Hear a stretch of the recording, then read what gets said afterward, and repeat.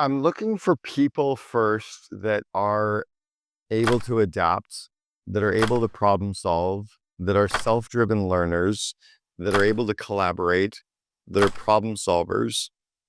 And those are the people that I want in the company because, again, 20 years ago, you hired a person, they did a job and they did the same job for 5 years. Now the job is iterating and changing every 3 to 6 months. So I need a person that can adapt that quickly. I need a person that can realize that if the rate of change outside their business is greater than the rate of inside their business, they're out of business, right? I need somebody who can adapt or Mhm. die. I need somebody that realizes that all the information that they knew yesterday is going to be outdated in 6 months. So they need to be that not looking for their boss to give them the PDP. They're always growing and learning. I want people that are able to go, who knows this information and can help me, right? It's kind of like the multiplayer gamer who can collaborate with people all over the world and that they've never even met. I'm looking for that more. The younger part of Gen Y and Gen Z realize that what they were hired to do will be very different in 6 months, which is partially why they're moving so quickly. A baby boomer joined a company and they were there for 5 to 25 years. Gen X joined a company and they were there for kind of 3 to 10 years. Gen Y joined and they were there for 1 to 7 years. Now they're looking to join for 6 months to a year and a half. When my oldest son was 16, which was 7 years ago, got his first job at a grocery store. 6 months later, I said, "Hey, you should start, getting ready to quit and looking for another job." He's like, "Why? I just got here." I'm like, "No, it's time for you to hop, right? You're going to gain more experience by moving around. You're going to get paid more by moving around." So I was coaching him to quit 6 months after he got hired. But someone who was my age, it was more about get in the company and then get promoted to the next job in the company, get promoted to the next job. That's not the mindset of this new cohort.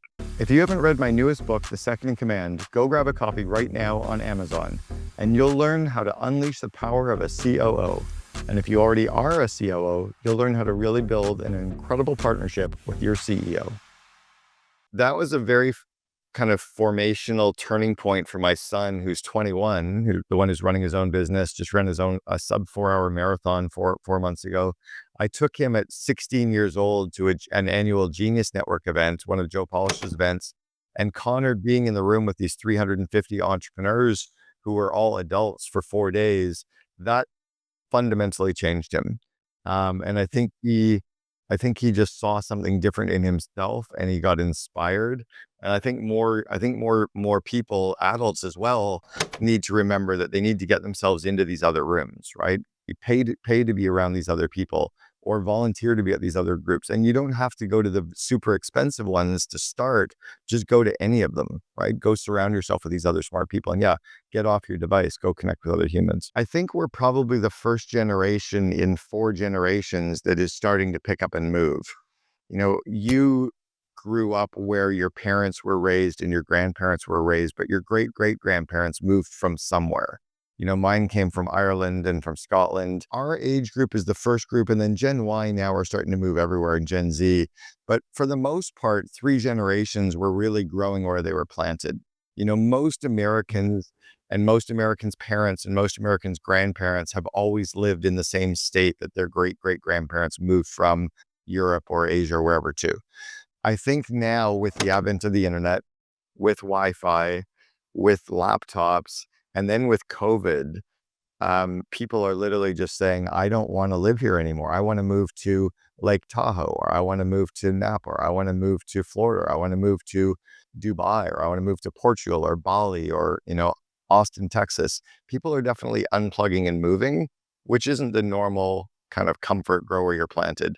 And I think it's really exciting for the youth these days to decide where they want to be. Students will learn more from traveling the world and living globally than they ever will from being in a university or high school education. You're going to learn empathy. You're going to learn creativity. You're going to learn about history and geography and art and entertainment and food and fashion. You're going to connect with different mindsets, just even the news. Remember I was on a boat up in Portugal this summer. We went up to the North Pole with 180 entrepreneurs for 10 days. And someone was talking about the election. And I kind of put my hand up as a joke and I went, 193 countries. Which one are we talking about? And he goes, oh God, you're right. Because there were like 60 countries worth of people on this boat. And this person was like a very American centric kind of mindset. And all of a sudden he realized, yeah, you know what? We could be talking about the UK election or the one in Indonesia. Like, you become very global. You see the benefits of Canada, but you see the downsides. So